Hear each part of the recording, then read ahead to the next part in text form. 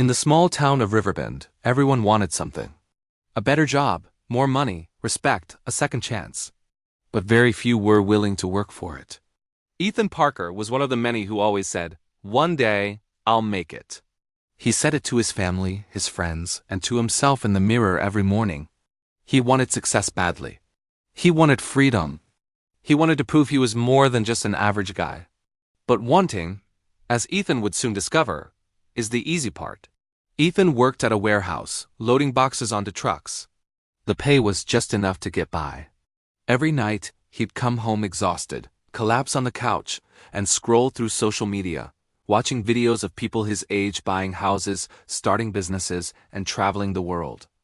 "Lucky people," he'd mutter. "They got opportunities I never had."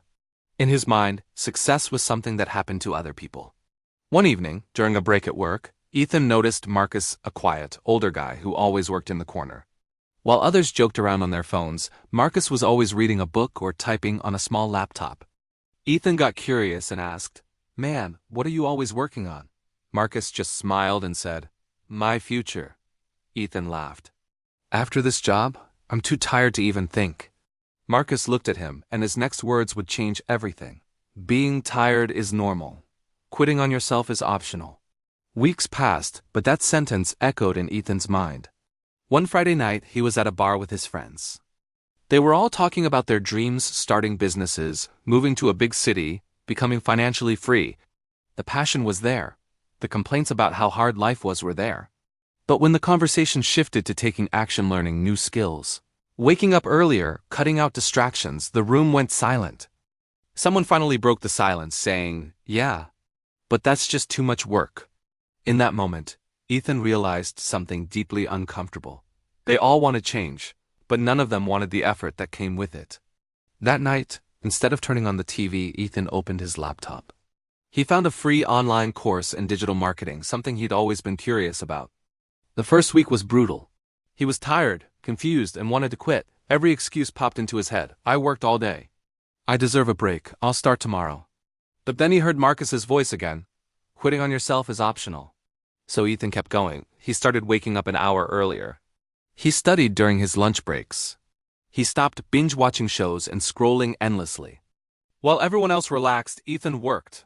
Quietly. No one clapped for him. No one noticed. No one cared. And that was the hardest part. His friends even laughed at him. "You still doing that computer stuff? Bro, just enjoy life." Ethan would smile, but he never stopped. 1 year later, everything changed. Ethan landed his first freelance client. The pay wasn't huge, but it was proof. Proof that his effort was paying off. Proof that skills build futures. Proof that wanting was never enough, but working was. He kept going, kept improving. He failed, he made mistakes, he lost clients. But he learned from every single setback. 2 years after that lonely night at his laptop, Ethan walked out of the warehouse for the last time. He turned in his notice with tears in his eyes, not because the job was bad, but because he finally truly believed in himself. Years later, Ethan returned to Riverbend. He wasn't the guy who complained anymore. He was the man who built something from nothing. At a local event, someone asked him, "What's the secret to your success?" Ethan paused and then said, "Everyone wants success. But very few are willing to work for it when it's boring, lonely, and painful. That's the real difference." The room went silent, because deep down, everyone knew he was right. Wanting feels good. Working feels hard. Wanting is just dreaming about change.